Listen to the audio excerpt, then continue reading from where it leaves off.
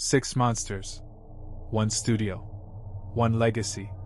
They didn't just scare audiences, they redefined fear itself. Frankenstein, Dracula, the Mummy, the Wolfman, the Invisible Man, the creature from the Black Lagoon. This is the story of the monsters that changed horror forever.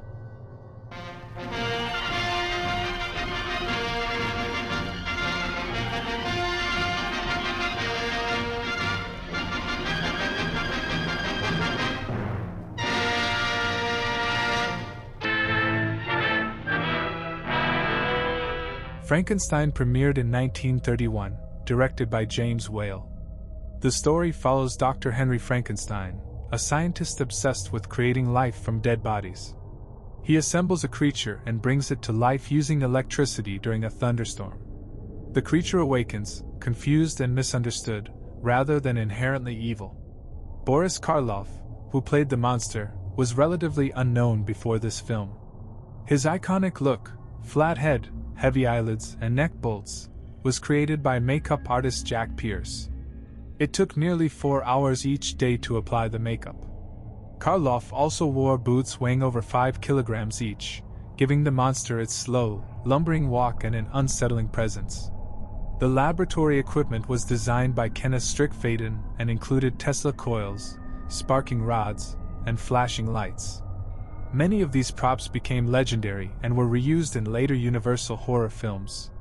The sets combined painted backdrops, fog machines, and dramatic lighting to create stormy Gothic atmospheres. Live sparks and electrical effects added realism but sometimes made filming dangerous. The famous line, "It's alive!" was improvised by Colin Clive during the creation scene. Whale instructed Karloff to move like a child learning to walk, giving the monster a tragic, eerie quality. Every movement, blink, and gesture added tension. Some scenes were shocking for 1931 audiences. In one, the creature accidentally drowns a young girl named Maria, showing that the horror comes from misunderstanding rather than malice.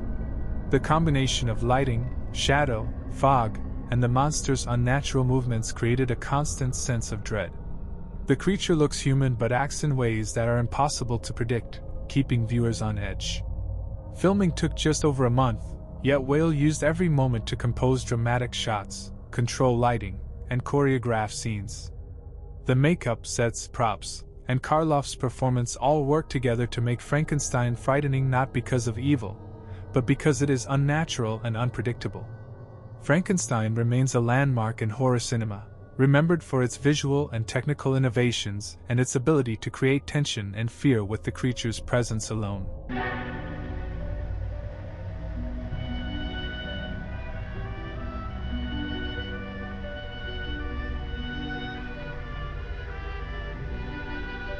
Dracula premiered in 1931, directed by Todd Browning and based on Bram Stoker's classic novel. The film follows a mysterious count from Transylvania who travels to London, bringing death and terror to those who fall under his spell. He arrives as a polite and refined nobleman, but behind his calm manners hides something ancient and predatory. As Dracula begins to drain the life from his victims, a small group led by Professor Van Helsing discovers his secret and sets out to destroy him before the curse spreads further. It's a story about control, fear, and the thin line between charm and danger. Bela Lugosi's performance defined the image of the vampire for decades. His deliberate voice, elegant movements, and piercing stare created a villain unlike anything audiences had seen. He didn't rely on makeup or effects, his presence itself was the horror. The lighting often isolated his face in shadows, with his eyes catching the light just enough to feel otherworldly. The film's atmosphere was built through silence and darkness. There was little music. Every creak of a door and echoing footstep filled the empty space with tension. The sets, built like Gothic castles and misty halls, gave the sense of a world between life and death. Director Todd Browning used long pauses and slow camera movements to make even stillness feel threatening. What made Dracula terrifying wasn't what it showed, but what it suggested. Attacks happened off-screen, leaving the audience's imagination to fill in the horror. The fear came from anticipation, from the way Lugosi's Dracula smiled, spoke gently, and yet felt completely unnatural. It was the realization that evil could appear civilized, intelligent, and even beautiful. Dracula redefined horror cinema. It proved that fear could be quiet, that suggestion could be stronger than spectacle, and that a single look could haunt audiences for generations. Nearly a century later, Bela Lugosi's gaze still defines the vampire, elegant, calm, and eternally haunting.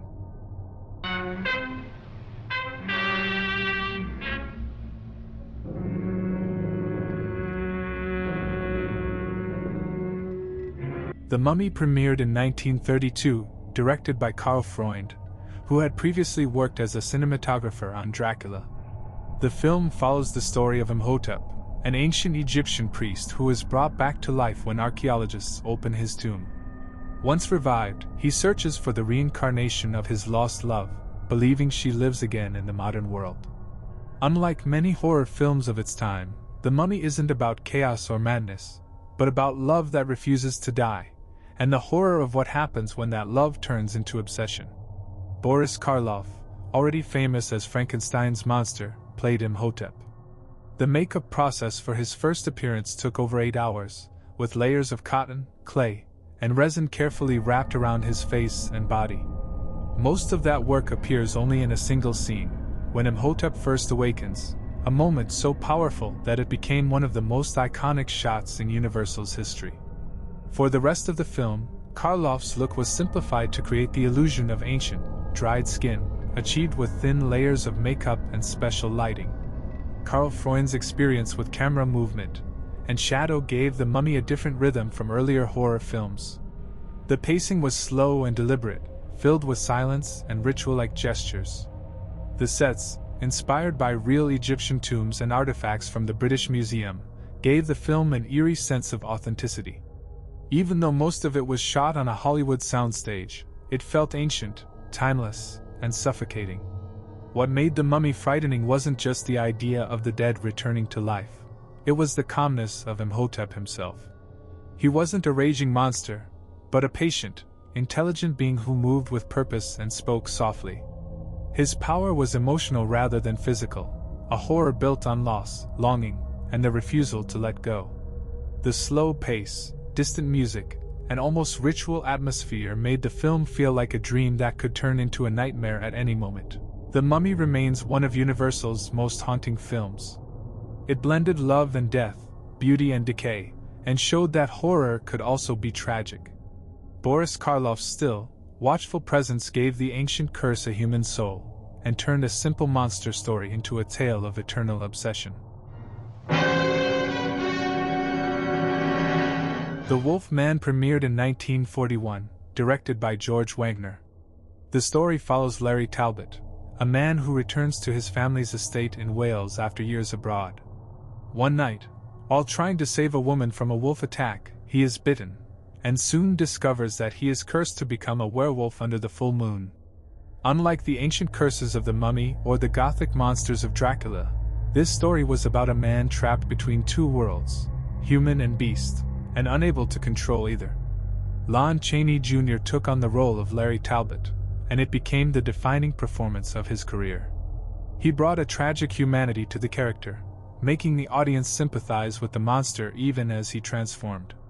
The film's makeup, created by Jack Pierce, took nearly 6 hours to apply. Using layers of yak hair, spirit gum, and rubber, Pierce slowly built the illusion of fur and fangs, a process that Chaney endured daily. The transformation scenes were achieved through stop-motion dissolves, filming Chaney frame by frame as makeup was gradually added. For its time, these effects were groundbreaking, turning the transformation into a painful and mesmerizing experience. The atmosphere of The Wolf Man was unlike any other Universal horror film. Fog-covered forests, twisted trees, and the haunting glow of the moon gave the story a dreamlike tone. Much of the film's power came from the sound design, the howling in the distance, the crack of branches, and the heavy echo of footsteps. The combination of visual fog and sound created a feeling of inevitable doom, as if the curse were part of nature itself. What made the film terrifying wasn't only the monster, but the tragedy behind him. Larry Talbot wasn't evil, he was a victim of something he couldn't control. Each transformation felt like a punishment, and every act of violence came with guilt and despair. The horror lay in helplessness, in the loss of identity, and in the fear that no matter how human you are, the beast will always return. The Wolf Man became one of Universal's most emotional horror films. It wasn't just a story of transformation, it was a story of fate. Lon Chaney Jr.'s portrayal gave the werewolf something new: sadness, regret, and humanity. And in doing so, he created one of the most enduring monsters in cinematic history.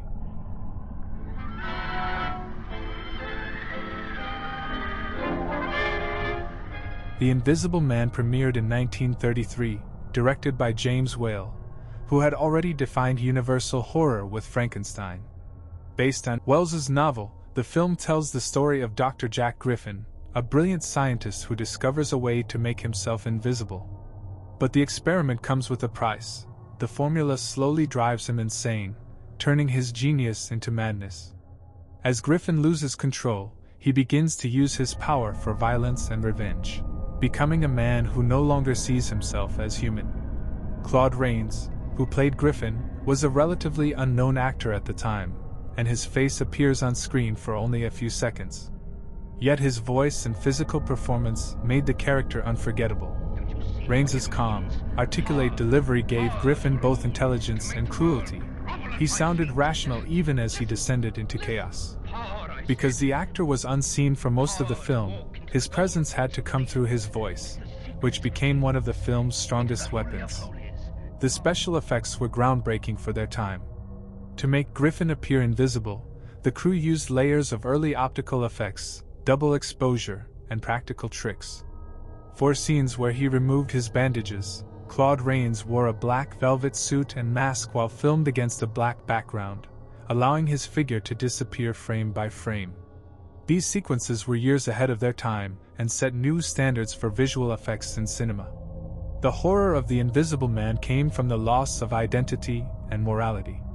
It wasn't the invisibility itself that frightened audiences, but what it revealed: the idea that power without consequence could destroy anyone. Griffin wasn't a monster by appearance, but by choice. The fear came from his laughter echoing in empty rooms, from the voice of a man no one could see, and from the realization that the true terror came from within the human mind. The Invisible Man remains one of Universal's most intelligent horror films. It blended science fiction with psychological fear, showing that monstrosity isn't always about what you can see, sometimes it's what you can't. Claude Rains' invisible performance proved that even a voice could haunt the audience long after the film ended.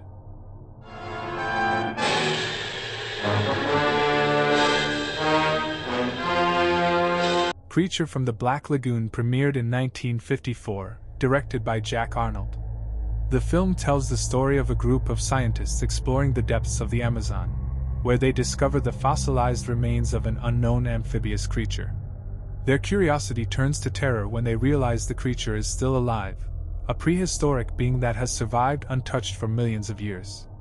As they try to capture it, the creature becomes fascinated by one of the expedition's women, and what begins as scientific exploration turns into a deadly struggle between man and nature. The Gillman suit, designed by Millicent Patrick and Jack Kevin, was one of the most complex costumes ever created for a Universal monster. It was made from foam rubber, built to look like scales and gills, and took hours to put on and remove. 2 actors portrayed the creature, Ben Chapman for scenes on land, and Riku Browning for the underwater sequences. Browning's ability to hold his breath for over 4 minutes allowed for long, graceful shots filmed deep beneath the surface, something that was revolutionary for the time. The underwater cinematography was one of the film's greatest achievements, creating a strange beauty in the way the creature moved through the water, both elegant and alien. The film's setting set it apart from earlier horror classics. Instead of castles, fog, or laboratories, the creature from the Black Lagoon took place in sunlight, in open nature. But that brightness didn't make it less frightening. The isolation of the lagoon, surrounded by jungle and silence, gave the story an uneasy calm. The audience could see everything clearly, yet the danger was always close, moving just below the surface. What made the film truly terrifying was the creature's duality. The Gill Man wasn't pure evil. He was intelligent, curious, and perhaps the last of his kind. The fear came from misunderstanding, from the clash between humanity's need to control and nature's instinct to survive. He was both predator and victim, and the film forced viewers to question who the real monster was. Creature from the Black Lagoon marked the end of Universal's classic monster era. It combined horror, science fiction, and tragedy into one haunting vision. The creature's design and underwater elegance made him one of the last great icons of monster cinema, a reminder that sometimes, the unknown isn't in the dark, but beneath the surface. They didn't need jump scares or demons to be terrifying, just atmosphere, silence, and imagination. These monsters didn't possess people, they reflected them.